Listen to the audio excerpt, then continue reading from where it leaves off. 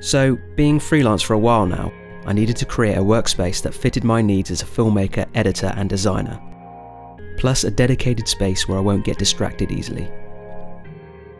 I'm still working on that. Hi, my name's Dan Henry, and in this video I want to take you through a tour of my home office. Firstly, I bought 2 IKEA bookshelves and a couple of glass cabinets. To make the cabinets align with the bookshelves, I had to make a wooden square on top and bottom so it all matched up in size.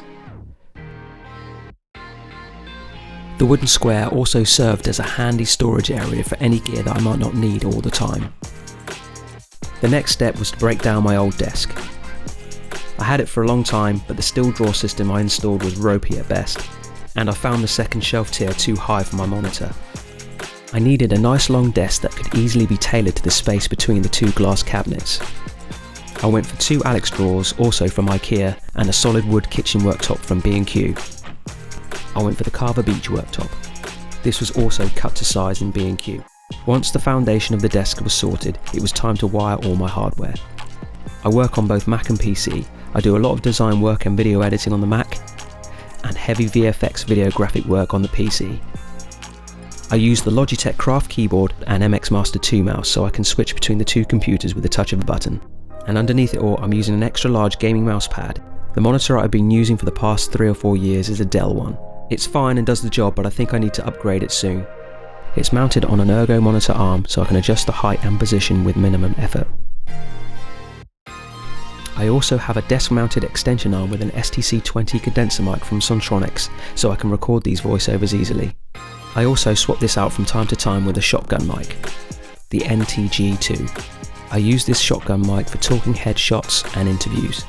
For sound, I use a pair of Genelec 8020 monitors that I've had for about 10 years. And over that period, I feel I know the character of those speakers for mixing sound well. Headphone-wise, I use a pair of v-modas.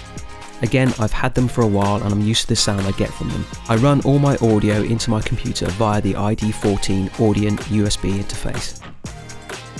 The drawers under my desk are now home to camera accessories and knickknacks. It's just nice to keep things clear on my desk. Along with backup drives in my desk drawers, I also back up onto a 14TB Drobo drive. Always back up your backups just in case. I invested into a comfortable gaming chair, and with regular breaks it prevents my back from aching. My cat Penny loves the chair too. For cabling, I use strong Velcro to organise the wires to be out of sight. I also mounted more power points under the desk, along with a card reader for easy access. I have a loose USB cable for my iPad and phone situated on a small cable mount so I don't lose it down the back of the desk. On the other side of the room, I use an IKEA shelf to store and organise my camera accessories and printer. It also serves as a second tabletop. The space is pretty small, so I wanted the option to slide it around where desired for when I need to do larger overhead filming. I'm a total geek at heart, and with that I have a small collection of statues and memorabilia from various Comic Cons that I've built up over the years. I feel it adds a little personal touch to the space. My books and graphic novels are organised on either side of the bookshelves, which is also home to more of my filming gear. I have various framed pieces of artwork on the walls too, all from artists I've either met at conventions or from following their work online. If you're interested, I'll put their details in the description below. That's my home office space / video editing / filming room. Because I've been working as well, it's taken about 6 months to get into a place where I'm happy with it.